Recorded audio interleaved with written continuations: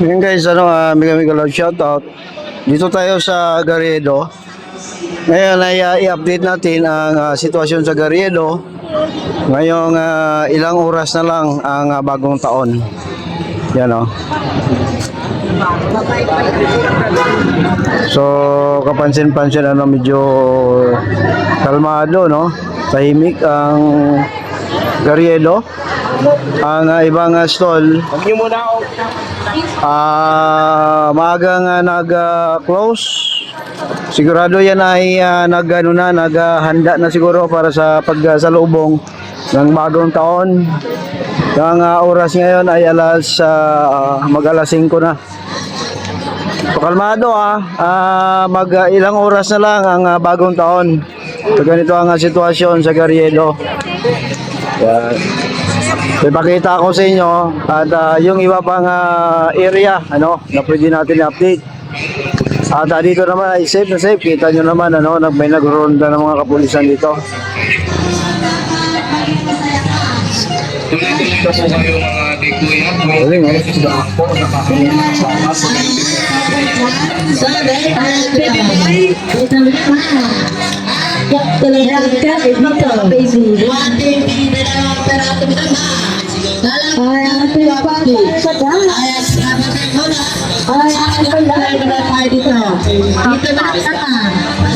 Ramdam ko na yung intensity ng pagsalubong ng bagong taon sa tao.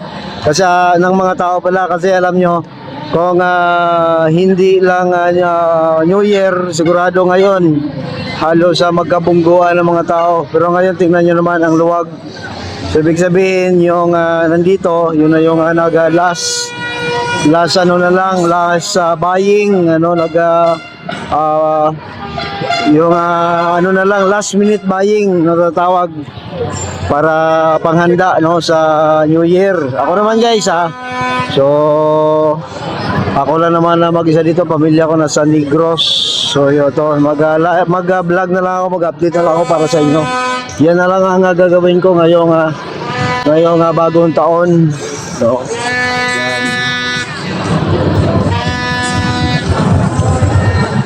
ayan, i-update na lang natin ang mga lugar na palaging puntahan ng mga tao.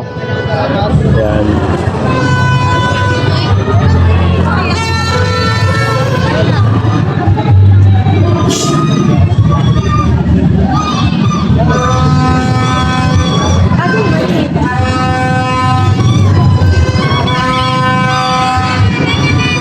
Mga turutot So ngayong New Year ingat-ingat sa mga paputok.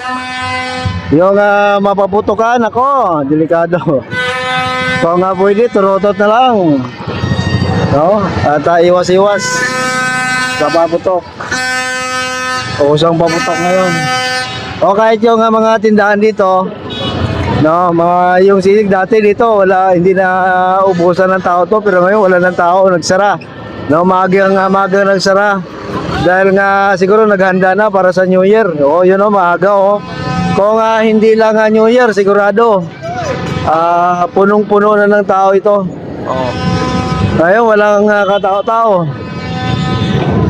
Di ba? Maluwag na maluwag ang kalsada dito sa Garriedo dahil nga parating na ang bagong taon. Guys, happy New Year. Yan ang sitwasyon dito sa Garriedo. Tingnan din natin doon sa Esplanade, Esplanade, kung ang sitwasyon doon. Yan So yung iba nag last minute buying pa, pahabol pa yan. Ang isip ko magkakain sana ako ng lugaw, pero wala na, nag-close ang lugaw. Yan ang update dito guys sa Garriedo. Punta naman natin ang Esplanade. Ayan guys, mega loud shoutout. Dito tayo sa may Pasig River Esplanade. Ngayong December 31, kanina nandun tayo, nakita nyo naman siguro ang video ko sa Garriedo. Ngayon, December 31, ilang oras na lang bago ang New Year. Dito tayo sa Pasig River Esplanade. Ganito ang sitwasyon dito, So kapansin-pansin, konti lang ang namamasyal. Supposed to be kung hindi lang New Year ay dagsa ng tao ganitong oras. Pero siyempre no, New Year, yung iba na iba kasi no na maliban sa umuwi sa probinsya, yung iba sigurado naghahanda na ngayon sa kanilang mga pagkain para sa pagsalubong ng bagong taon.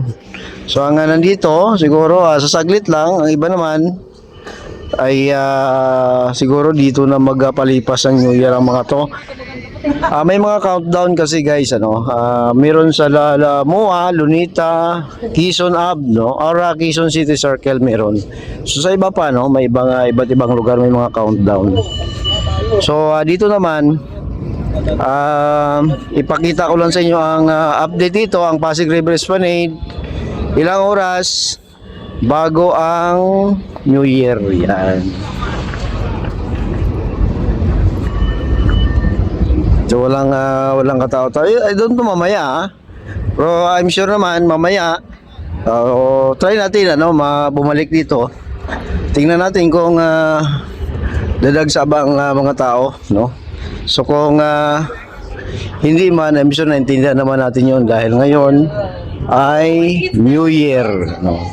So busy ang lahat sa pagluluto sa kanilang bahay para salubungin ang New Year.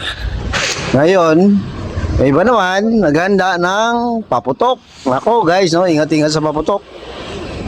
Sinabi ko na yan kanina doon sa Garriedo, so may motor. Ito yung guys, sa bawal ang motor dito pero yun ay security guard, so allowed siya, Yan. Siguro lipat lang yan ang position.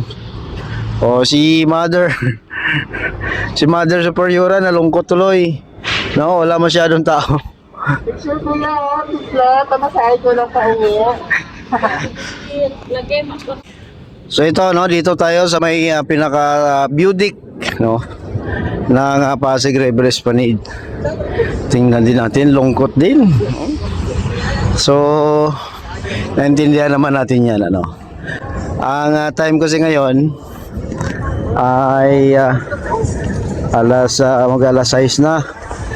So, nasa pamilya, family first, kumbaga. Ito naman, yung mga nandito, either may trabaho ito, napasyal, or dito na magpalipas ng Pasko. Yung iba naman, siyempre, mga vendors, ay ikita mo na, bago bagong taon. Yan naman sila, sigurado before ng 12 PM, sigurado close na yan sila, kasi pupunta din yan sa pamilya nila. Yung iba nga close na yun. Yan. Yung iba pinili magtinda. Yun, lalong-lalo na yung biryani. Nako, Pakistani ito.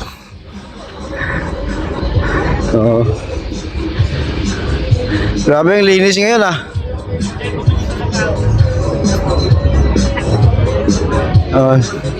walang masyadong ang dalawang biryani lang ang bukas at saka yung magic ice cream yata yun, ako iwan ko saan ako kakain ito,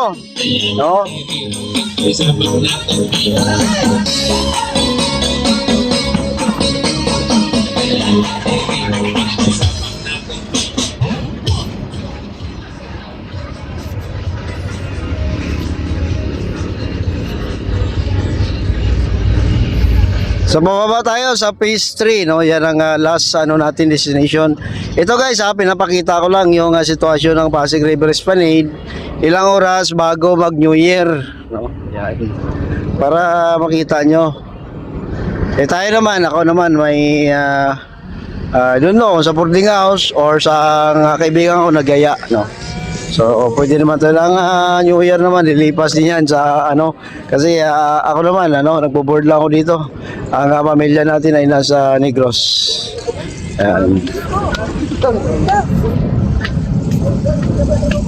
So mamaya mag-video call na lang ako, tiis-tiis muna, naghanap pa ng natin ng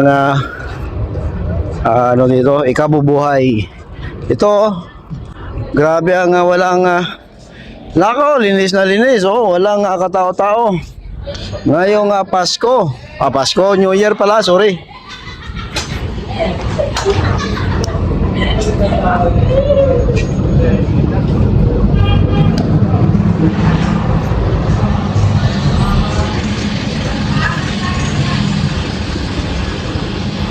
Wala, no?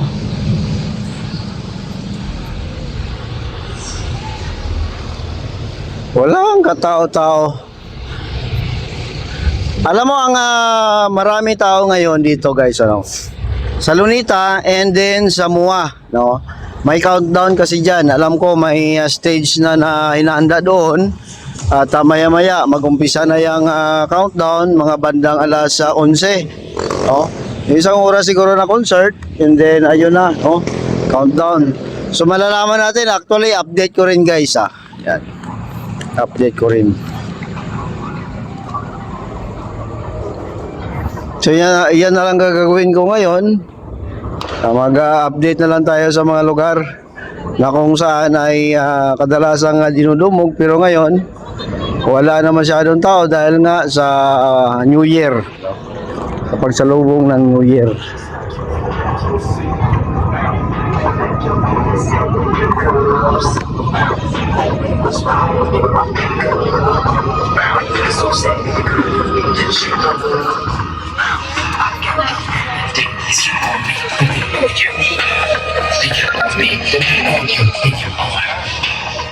Kahit yung mga mga vendors natin, walang masyadong kikitain ito. Pero may kumakain pa rin naman, Yan.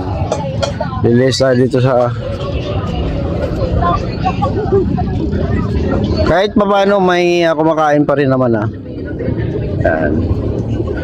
Hindi pa rin naman masiro. Pero sabihin natin talagang paldo wala, no? Kasi konti. Yung iba nga hindi na nagtinda,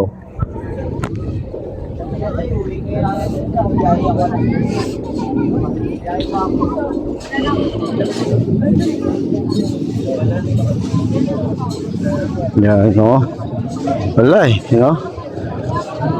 Tayo doon yung mga magpamilya na yan, baka mamaya lilipat yan sa Lunita. Kasi dito, malay mo magsasara yan mamaya bago bagong taon.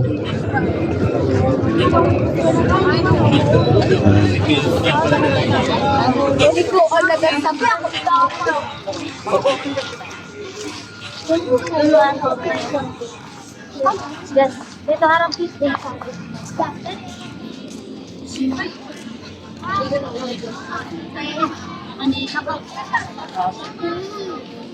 Talulog na, di ba?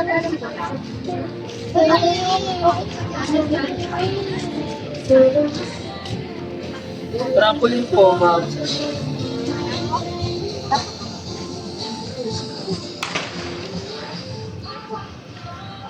Wala nag-opening, guys.